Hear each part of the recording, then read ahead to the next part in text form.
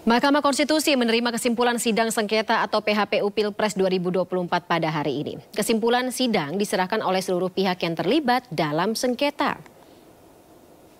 Seperti diketahui, para pihak yang terlibat dalam sengketa Pilpres adalah kedua pemohon, yaitu tim hukum Anies Muhaimin dan tim hukum Ganjar Mahfud. Pihak lainnya adalah KPU Republik Indonesia selaku termohon, tim pembela Prabowo Gibran sebagai pihak terkait, serta Bawaslu Republik Indonesia. Penyerahan kesimpulan dianggap sebagai senjata terakhir para pihak dalam sengketa Pilpres untuk mendukung argumentasi serta tuntutan masing-masing.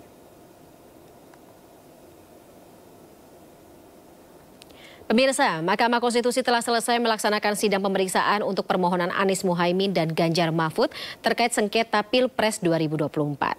Selanjutnya, MK melaksanakan rapat permusyawaratan hakim dan penyerahan kesimpulan. Kami bergabung dengan rekan Jen Cahyani di gedung MK.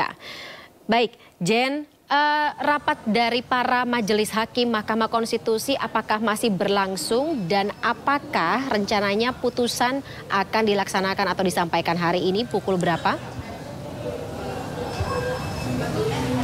Iya, Fani dan juga pemirsa, untuk putusan sendiri dari Mahkamah Konstitusi setelah hari ini dari pihak-pihak terkait menyerahkan ya berkas kesimpulan atas sengketa Pilpres dan yang sudah disidangkan, ini putusannya akan disampaikan pada tanggal 22 April 2024 nanti atau hari Senin mendatang.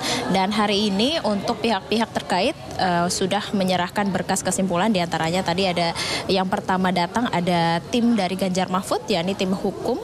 Ini dari Deputi Hukum TPN ya, atau Tim Pemenangan Nasional Todung Mulya Lubis sudah menyampaikan bahwa mereka ini optimis draft kesimpulan dari Paslon 03 atau Ganjar Mahfud ini dapat mempengaruhi putusan Mahkamah Konstitusi pada tanggal 22 mendatang. Dan di situ mereka menekankan beberapa hal, salah satunya tentang bagaimana nepotisme yang dilakukan oleh keluarga dari Presiden Joko Widodo terhadap pencalonan anaknya Gibran di Paslon 02 atau Prabowo dan juga Gibran begitu. Kemudian mereka juga menekankan tentang bagaimana politisasi bansos pada saat kampanye atau masa kampanye. Kemudian setelah tim 03 atau Ganjar Mahfud ini menyerahkan draft kesimpulan, kemudian ada tim dari Anies Muhaimin atau tim 01 ini yang kemudian menyerahkan berkas kesimpulan atas sidang sengketa Pilpres 2024 ini, dan mereka menyatakan dari tim hukumnya, ini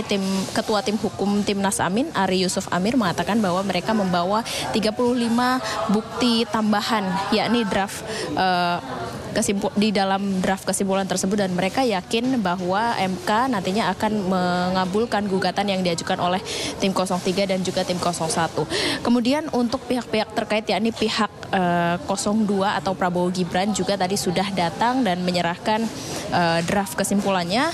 Ini ketua tim hukum Prabowo Gibran, yakni Yusril Iza Mahendra, juga sudah mengatakan beberapa statementnya, dan salah satunya yang ditekankan oleh mereka yakni bukan kewenangan Mahkamah Konstitusi atas apa yang digugat oleh tim Ganjar Mahfud dan Anies Muhaimin, yakni terkait pelanggaran pemilu, melainkan ini adalah tugas Bawaslu dan juga PT UN atau Pengadilan Tata Usaha Negara.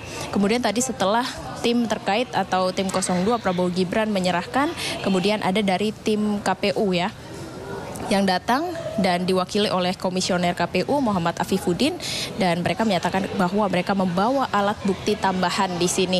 Dan sampai saat ini kami masih menunggu karena tadi dari Bawaslu tidak berkenan untuk menyatakan statementnya, lalu kami akan menunggu nanti putusan pada tanggal 22 mendatang. Saya kembalikan ke Anda, Fani.